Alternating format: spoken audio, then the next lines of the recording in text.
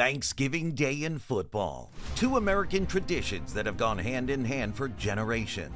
Every November, millions of Americans gather with their families, indulging in turkey and stuffing while the aroma of pies fills the air. But as you settle into your couch, loosening your belt after that second helping, there's another tradition you can count on: the Dallas Cowboys and Detroit Lions taking the field. But have you ever wondered why, year after year, it's always these same two NFL teams suiting up on Turkey Day? Since almost the dawn of NFL history, okay, maybe not that long ago, but close enough, fans have grown accustomed to watching the Cowboys and Lions on Thanksgiving. But here's the twist: these teams didn't invent Thanksgiving football. They weren't the first, but they were the ones who made it stick, thanks to a pivotal network deal that changed everything.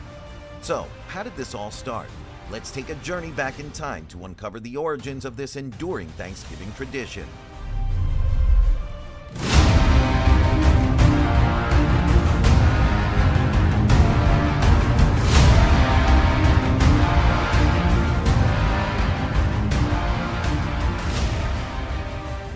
Thanksgiving Day football has deep roots, dating back to 1876 when Yale and Princeton squared off on this holiday. At the time, Thanksgiving was an ideal day for sports, as most people had the day off. The University of Michigan soon followed suit, hosting annual Thanksgiving games from 1885 to 1905. Their matchups, especially against the Chicago Maroons in the 1890s, are often hailed as the true beginnings of Thanksgiving Day football. Over time, more teams embraced the tradition. The Chicago Bears and Cardinals, Frankfurt Yellow Jackets, Pottsville Maroons, Buffalo All-Americans, and Canton Bulldogs all brought the thrill of football to Thanksgiving. Even after the Canton Bulldogs moved to Cleveland, they kept their Thanksgiving tradition alive. In New York, the Giants also joined in, frequently battling crosstown rivals from 1929 to 1938. But then, the Detroit Lions entered the scene and changed everything. Originally known as the Portsmouth Spartans in Ohio, the team relocated to Detroit under the leadership of George A. Richards. Eager to boost attendance, Richards saw Thanksgiving as the perfect chance to draw a crowd. He scheduled a high-stakes game against the Chicago Bears, leveraging his ownership of WWII, a powerful radio station linked to the NBC Blue Network. This connection allowed Richards to broker a deal with NBC to broadcast the Lions' Thanksgiving games nationwide, setting the stage for a tradition that endures to this day. Although the Lions lost that first game, the event was a massive success. The stadium was packed. In 1939 and 1940, during the Franksgiving controversy, only the Pittsburgh Steelers and Philadelphia Eagles played on Thanksgiving. This was largely due to both teams being based in Pennsylvania, making scheduling easier amidst the confusion. At the time, President Franklin Roosevelt suggested moving Thanksgiving to boost the economy, but many states resisted, leading to a split where some observed the new date while others stuck with the old one. Adding to the intrigue, the Steelers and Eagles were considering merging, a partnership that briefly came to life as the Steagles during World War II. World War II further disrupted the NFL's Thanksgiving tradition. With shorter seasons and the nation focused on the war effort, the NFL didn't schedule any Thanksgiving games from 1941 until the war ended in 1945. When the tradition resumed, the Detroit Lions' Thanksgiving home game was the only one to survive. In 1951, Thanksgiving gained a second traditional team, the Green Bay Packers, who began making an annual pilgrimage to Detroit to face the Lions. For the next 13 years, this matchup became a holiday staple. However, the tradition ended when Vince Lombardi decided to pull the Packers from the Thanksgiving schedule. Lombardi had several reasons: the expiration of an agreement that paid the Packers an extra $10,000 for playing, the challenges of preparing for a game on a short week, and the difficulty of facing a rival in front of an amped-up road crowd each Thanksgiving. By the mid-1960s, the NFL was eager to add a second Thanksgiving game, but there was uncertainty about whether the tradition would catch on outside of Detroit, where Thanksgiving football was already ingrained in the culture. Enter the Dallas Cowboys, a 6-year-old team with no history of winning.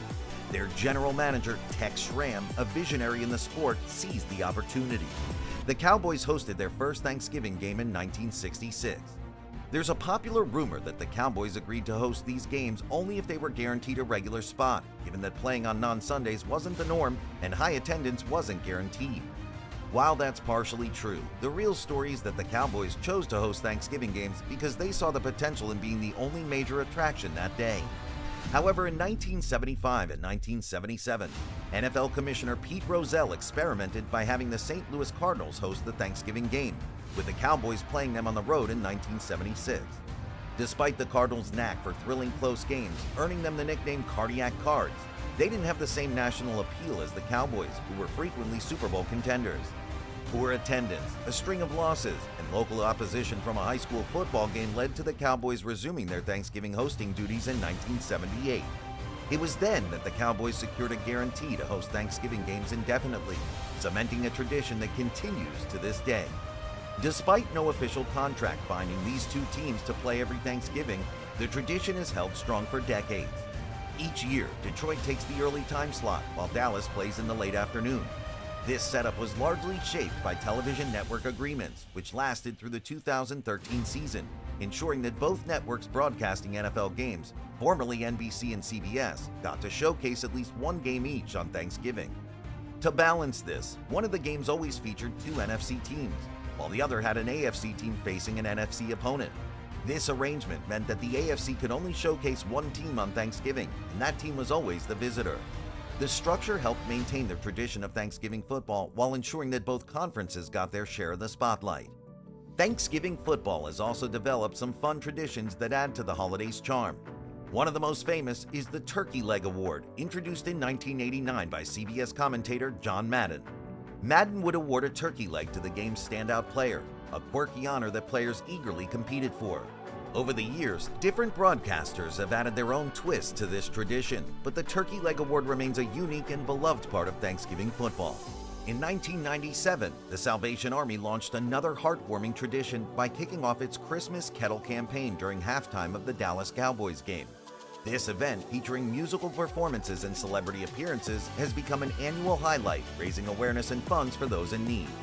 The tradition of Thanksgiving football continued to evolve with the addition of a third NFL game, introduced in 2006 and played in primetime. Initially part of the NFL Network's Thursday Night Football package, this night game moved to NBC's Sunday Night Football in 2012. Unlike the earlier games, the primetime slot isn't tied to any specific conference, giving the league the flexibility to schedule the most exciting matchups. Since NBC took over, divisional rivalries have often been featured, though there have been a few exceptions in 2016, 2021, and 2022. Changes to the broadcast contracts in 2014 allowed CBS to break from its obligation to feature an AFC team on Thanksgiving. By 2018, the conference ties to Thanksgiving games had been fully eliminated, though Fox still primarily airs NFC matchups. This added flexibility brought a new level of excitement to Thanksgiving football, with fans now enjoying a wider variety of games and capping off the holiday with an electrifying primetime showdown. However, in 2020, the scheduled primetime game between the Baltimore Ravens and Pittsburgh Steelers was postponed to the following Wednesday due to a COVID-19 outbreak, marking the first time since 2005 that no primetime contest was held on Thanksgiving, a reminder of the unique challenges that season presented. In a fitting tribute to the late John Madden, on November 11, 2022, the NFL announced that the Thanksgiving games would be renamed the John Madden Thanksgiving Celebration.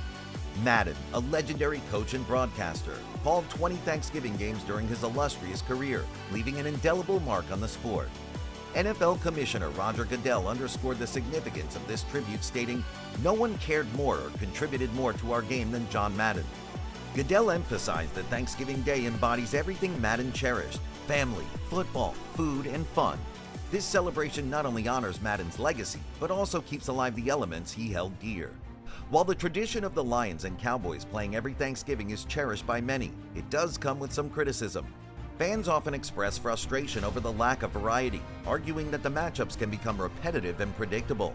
This sentiment is especially strong when one or both teams are having a subpar season, something Detroit fans in particular know all too well.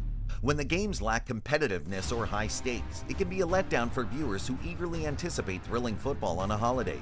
Regional bias is another point of contention.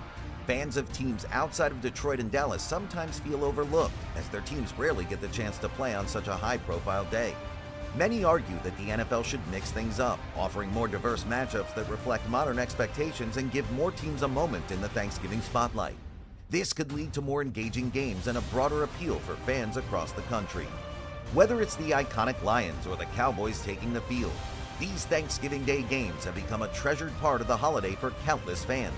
If you enjoyed this deep dive into the tradition and want more insights into the NFL's rich history, be sure to like this video and subscribe to our channel. Also, be sure to check out our next video. Thanks for watching, and we'll see you in the next one.